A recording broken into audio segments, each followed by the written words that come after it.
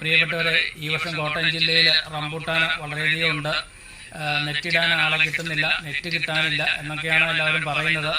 ഏതായാലും 4-5 മരങ്ങളുള്ളവർക്ക് വിൽപ്പന ഒരു ബുദ്ധിമുട്ടായിട്ട് മാറിയിരിക്കുകയാണ്. ആ ഒരു അവസരത്തിൽ ഞാൻ വിദേശ രാജ്യങ്ങളിലെ പോലത്തെ ഒരു വിൽപ്പന സമ്പ്രദായം അവലംബിക്കുകയാണ്.